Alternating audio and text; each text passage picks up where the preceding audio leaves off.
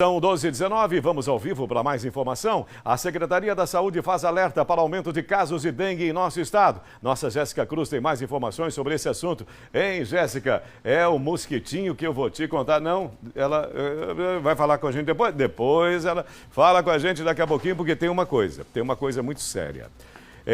Biscoito, prepara a entrevista para nós, meu querido. Pode preparar agora enquanto eu falo rapidamente da seriedade que é a questão da dengue. O mosquitinho Aedes aegypti é tremendo. Então, o que acontece? Acaba acontecendo que, na verdade, o risco é muito grande, né? Morte, você morre, dengue mata. Então, o que é importante também? Que a coletividade participe, que a coletividade se envolva. Biscoito, fica à vontade, querido. Está em casa, meu irmão.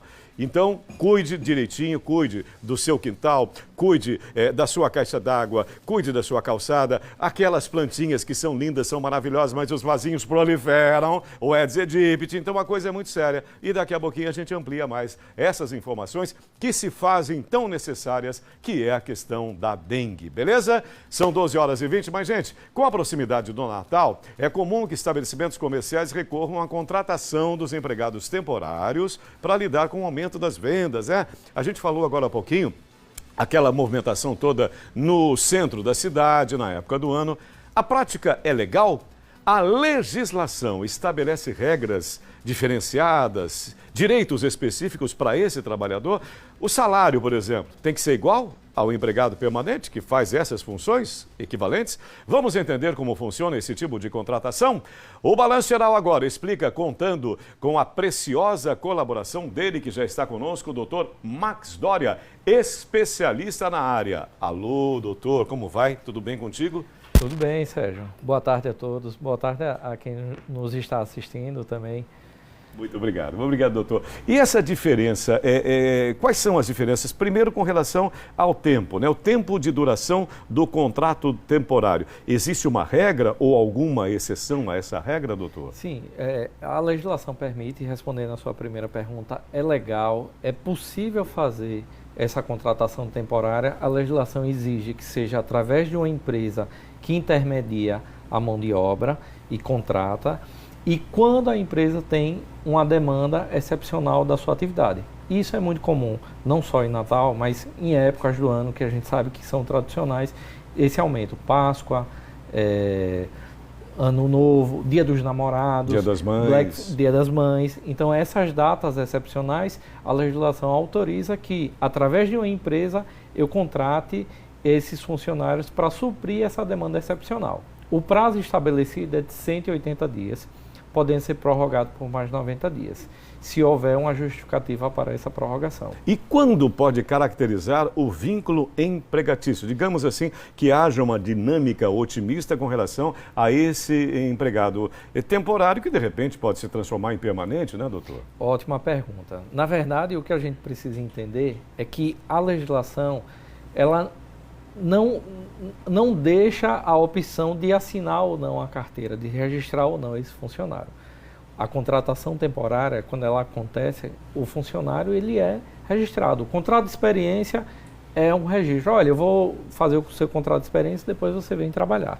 Não, a legislação estabelece que desde o início tem essa contratação. Só que a contratação não acontece diretamente, por exemplo, com a loja que está ali com aquele funcionário, com essa empresa que vem fazer essa intermediação. Então, é uma empresa específica, e essa empresa específica, sim, ela registra esse funcionário e ele é fornecido essa mão de obra para o contratante. Agora eu entendi, não é diretamente? Não é diretamente. Eu acabei de receber essa informação e você sempre tem uma outra empresa, né? Um segundo agente na ação, digamos assim, né? Um empregado, empregador, e essa empresa que vai trazer, vai proporcionar, vai propor esse funcionário. Se eu não tenho isso, eu descaracterizo esse contrato temporário. E aí é onde gera um vínculo direto com quem está lá na ponta contratando realmente. Assim como eu, muita gente se esclareceu agora. Sim, e aí a gente tem que fazer uma diferenciação do contrato temporário, do contrato, por exemplo, de experiência, que é um contrato por prazo determinado. É diferente? É diferente, é diferente. Quando eu rompo, quando eu passo o limite que a legislação estabelece, por exemplo, o contrato de experiência de no máximo 90 dias, e esse contrato, ele ultrapassa o limite, ele passa a ser por prazo indeterminado. no contrato de experiência, mesmo terminando dentro dos 90 dias, ainda assim eu tenho todas as verbas rescisórias a serem quitadas ao funcionário, exceto o aviso prévio e a multa de 40%, se for dentro do prazo dos 90 dias. Quando é o temporário, a empresa, em tese, que está lá contratando o lojista que está lá com esse funcionário, ele não tem que pagar essas verbas rescisórias. Por quê? Porque cabe à empresa que fez essa intermediação pagar essas verbas rescisórias.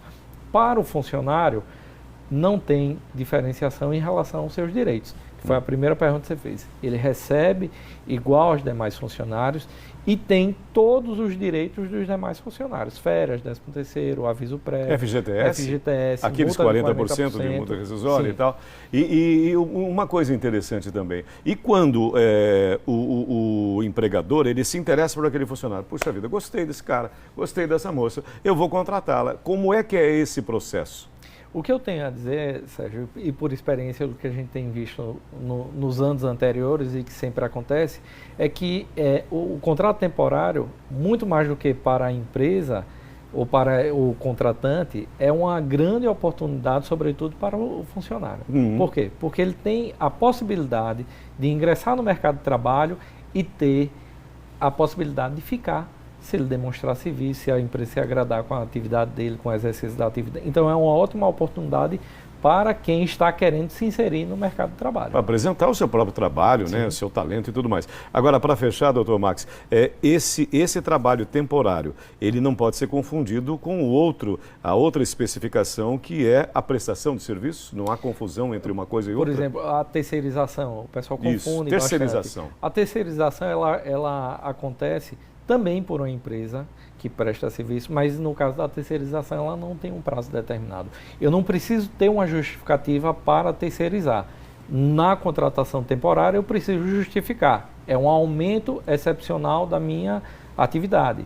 Lojista, no final do ano. Eu estou citando logística, é o mais comum. Mas, por exemplo, pode ter uma empresa que teve uma demanda excepcional, uma indústria que teve uma demanda excepcional, ela pode contratar os temporários. Então, a grande diferenciação que eu posso tornar mais clara é que a terceirização, ela não precisa de demanda excepcional e nem tem um prazo determinado. Essa é a grande diferença. E o temporário, sim.